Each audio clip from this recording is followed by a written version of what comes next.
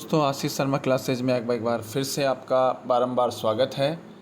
मैं इस बार इस वीडियो में प्रथम योगात्मक आकलन अर्थात ऐसे वन कक्षा 6 विषय हिंदी के प्रश्न पत्र के व्याख्यात्मक हल को लेकर आपके सामने हाजिर हुआ हूँ। इसमें देखते हैं, पहला प्रश्न है, इनमें से कौन से शब्द की वर्तनी सही है। तो इनमें से कौन से वर्तनी जो शब्द रखा है उसमें जो शुद्ध है अर्थात सही है, तो वो आंसर हो जाएगा द शुद्धता, अर्थात ये शुद्धता बिल्कुल पूरी तरह से सही है। दूसरा प्रश्न दे रखा है, अपना रिक्त स्थान फिर पहला फिर रिक्त स्थान काम खत्म करके चिंटू फिर रिक्त स्थान हो गया है और खेलने चला गया। इसमें हम देखते हैं तो इसका आंसर हो जाएगा ब, अपना ज़रूरी काम ख़त्म करके चिंटू खुश हो गया और खेलने चला गया। इसी प्रकार तीसरा प्रश्न है, दिल दहला देने वाला पत्र पढ़कर संदीप खालिस्तान हो गया। तो इसमें देखते हैं कौन सा शब्द खाली स्थान को भरने के लिए सही है। तो व्याकुल, इसमें क्या हो जाएगा, व्याकुल 1 नंबर जो है वो आंसर हो जाएगा। इसी प्रकार चौथा प्रश्न देखते हैं हम, इनमें से कौन से शब्द की वर्तनी सही है। अब वर्तनी की जो शुद्धता है वो बतानी है, सही कौन सी है वर्तनी, व्याकरणिक दृष्टि से कौन सा शब्द सही है। तो वो है यहाँ पर चौथे प्रश्न में उत्कृष्ट। कौन सा शब्द है, उत्कृष्ट, मतलब 6 नंबर का जो है वो शुद्ध है। पांचवा प्रश्न देखते हैं, कौन से शब्द में वी उपसर्ग लगाने से ऐसा शब्द बनता है जिसका अर्थ कुछ खास हो जाता है, जिसका अर्थ कुछ खास हो जाता है। तो इसमें हो जाएगा विशेष। तो विशेष का मतलब होता है स्पेशल, अर्थात कोई खास आदमी, जो विशेष व्यक्ति है तो वो खास आदमी, तो मतलब विशेष हो जाता है। तो छठा प्रश्न देखते हैं, विद्यालय की हर कक्षा में एक घड़ा और एक गिलास रखा हुआ था, दिए गए वाक्य में कौन सा शब्द स्त्रीलिंग है। अब ये जो वाक्य दे रखा है आपके, इसमें से कौन सा ऐसा शब्द है जो स्त्रीलिंग है। तो इसमें आंसर हो जाएगा कक्षा। कक्षा जो है वो स्त्रीलिंग है। इसी प्रकार सातवां प्रश्न है, कौन से वाक्य में भविष्य की बात हो रही है। भविष्य मतलब आने वाले समय की बात हो रही है। तो इसमें हम आंसर कर देंगे 1 नंबर, जिसमें गा गे गी अंत में आता है तो वो भविष्य काल का सूचक होता है। तो 7वें में ए। इसी प्रकार 8वां प्रश्न देखते हैं। 8वें प्रश्न में जो है वो, विक्रम शतरंज में इतना माहिर है कि अब तक कोई खेल नहीं हारा। तो इस वाक्य में हमें क्या पता चलता है। तो इसमें हम देखते हैं कि हमें क्या पता चलता है कि विक्रम जो है अभी तक हारा नहीं है, तो मतलब है विक्रम सभी खेलों में जीत गया है। विक्रम सभी खेलों में क्या हो गया है, जीत गया है। इसी प्रकार कौन सा वाक्य सही तरह से लिखा गया है। तो इसमें हम देखते हैं, चारों का विश्लेषण करते हैं। तो इसमें सही तरह से जो लिखा हुआ वाक्य है वो है अपने 1 नंबर, महिका ने सभी दोस्तों को अपने घर बुलाया। महिका ने अपने सभी दोस्तों को अपने घर बुलाया। इस प्रकार गद्य को पढ़कर प्रश्न संख्या 10 से लेकर 12 तक के उत्तर देना है। अब एक गद्य है, उड़ने वाली लोमड़ी। उड़ने वाली लोमड़ी देखते हैं। उड़ने वाली लोमड़ी चमगादड़ की एक प्रजाति है जो भारत के जंगलों में पाई जाती है। इन चमगादड़ों के पंखों का फैलाव 4 फीट तक होता है और ये भोजन की तलाश में लंबी दूरी तक उड़ने की क्षमता के लिए जाने जाते हैं। ये मुख्य रूप से फल खाते हैं, जिन्हें ये पूरा खाते हैं और फिर बीजों को उगल देते हैं। इस तरह ये बीजों को दूर तक पहुंचाने में मदद करते हैं। इन्हें शिकार से खतरा है क्योंकि भारत के कुछ हिस्सों में इनके मांस को स्वादिष्ट माना जाता है। अब 10वां प्रश्न है कि उड़ने वाली जो लोमड़ियाँ हैं वो कहाँ पाई जाती हैं।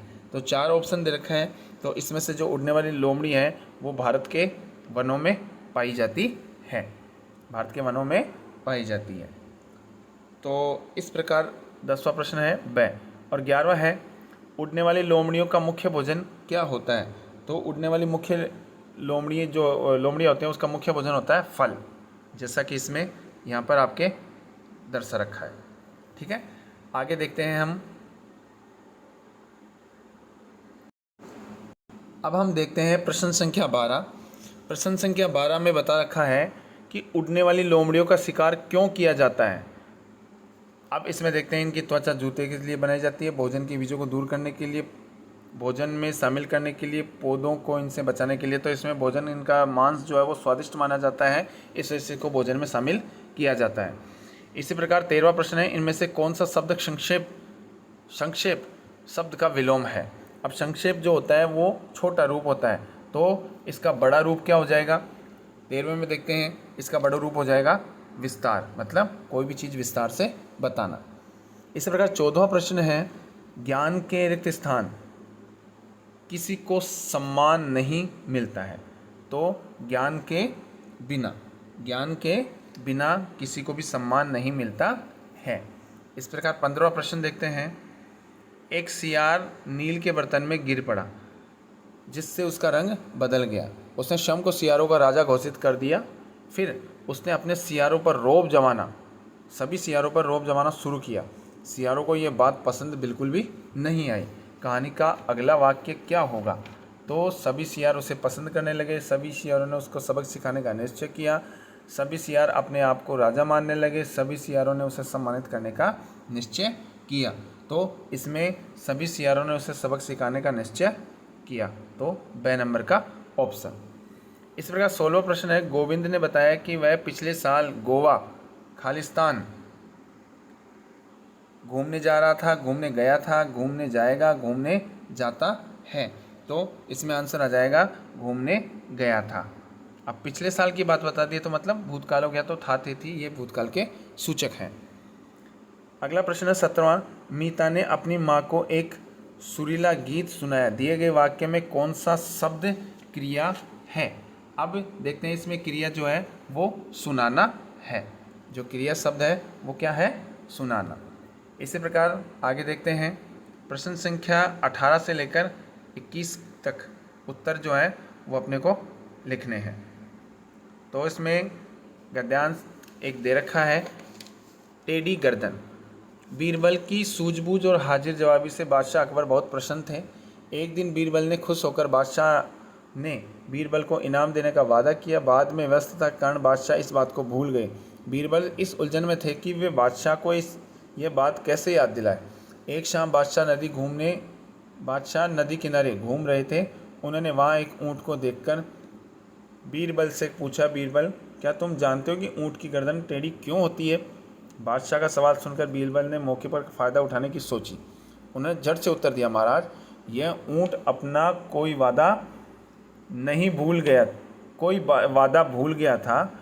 जो अपना वचन भूलता है उसकी गर्दन ऐसी हो जाती है। यह सुनकर बादशाह को हंसी आई और उसने बीरबल से किया अपना वादा भी याद आ गया।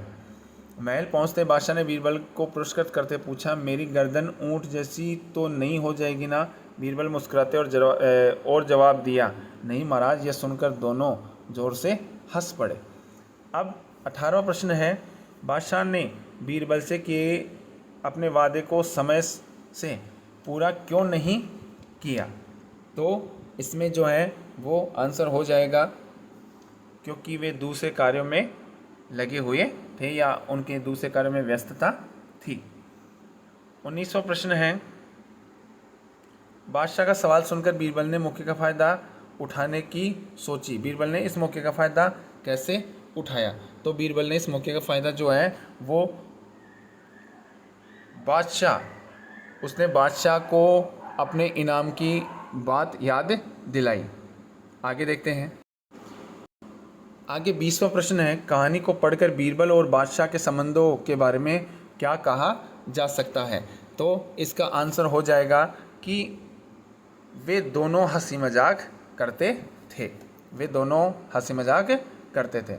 इसी प्रकार 21वां प्रश्न है, यह सुनकर बादशाह को और हंसी आई। बीरबल की बात सुनकर बादशाह को हंसी क्यों आई।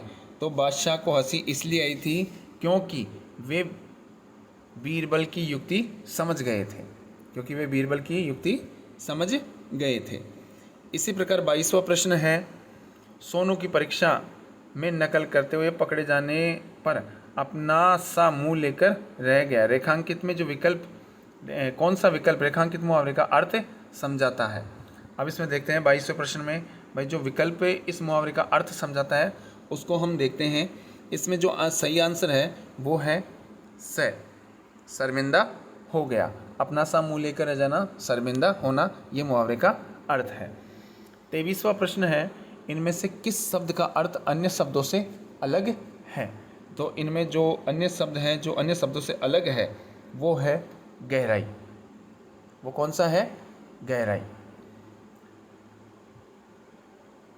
24वां प्रश्न है, वाह कितना सुंदर चित्र है, इस वाक्य में क्या किया जा रहा है?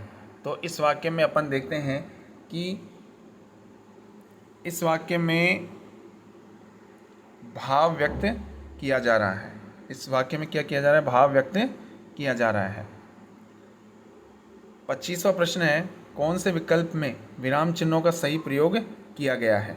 तो विराम चिन्हों का सही प्रयोग के लिए अपन देखते हैं वाक्य जो ब नंबर का वाक्य है वो विराम चिन्हों के लिए उपयुक्त है। रीमा क्या तुम यहाँ बैठी थी? ठीक है। अगला प्रश्न 26वां प्रश्न देखते हैं, कौन से विकल्प में सभी शब्द स्त्रीलिंग हैं? तो सभी शब्द स्त्रीलिंग जो हैं वो हैं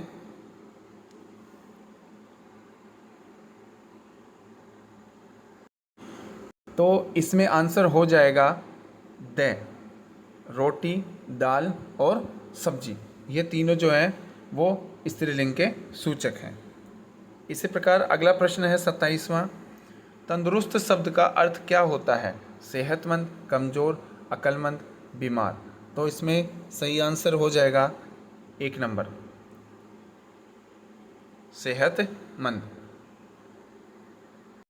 अगला प्रश्न है 28वां, सुमन रिक्त स्थान अमन के कान में कहा कि उसकी माँ उसे बुला रही है। कौन सा विकल्प वाक्य को पूरा करने के लिए सही है? सुमन से अमन के कान में, सुमन में, या ने, या फिर को। तो इसका सही आंसर है ने, सुमन ने अमन के कान में। ठीक है। इस प्रकार 29वां प्रश्न देखते हैं अपन, दिए गए उत्तर के लिए कौन सा प्रश्न सही है? अब एक उत्तर दिया गया है, इसके लिए प्रश्न जो है वो उसका निर्माण अपने को करना है। त्योहारों पर मिठाइयाँ बांटी जाती हैं। अब इनमें से जो वाक्य है त्योहारों पर जो मिठाइयाँ बांटी जाती हैं उसमें हम देखते हैं जो 29वें का आंसर है वो है मिठाइयाँ कब बांटी जाती हैं। मिठाइयाँ कब बांटी जाती हैं? त्योहारों पर मिठाइयाँ बांटी जाती हैं। तो अब ये समय आ गया भाई, कब बांटी जाती है? त्योहारों पर बांटी जाती है। तो इस प्रकार ब आ जाएगा। 30वें प्रश्न में देखते हैं, सोनू के हट करने पर माँ उसे खिलौना दिलाने के लिए विवश हो गई। इस वाक्य में हमें क्या पता चलता है? तो इसमें सोनू जो है, सोनू की माँ ने सोनू की बात मान ली, ये बात हमें इससे पता चलता है। हमने इस वीडियो में प्रथम योगात्मक आंकलन मतलब ऐसे 1 कक्षा 6 जो है वो हिंदी का हमने पूरा प्रश्न जो है व्याख्यात्मक रूप से हल किया है। मैं उम्मीद करता हूँ कि आपको ये वीडियो बहुत अच्छा लगा होगा। आप इसको वीडियो को लाइक कीजिए, कमेंट कीजिए, शेयर कीजिए अपने मित्रों को और सब्सक्राइब करना बिल्कुल भी ना भूलें, ताकि आपके बेल आइकन की बटन जो है उसको भी दबा दीजिएगा ताकि आने वाला वीडियो जो है वो आप तक तुरंत पहुंच जाए। हम अगले वीडियो में हम आपसे फिर से मिलेंगे। तब तक के लिए देखते रहिए आशीष शर्मा क्लासेस। जय हिंद, जय भारत।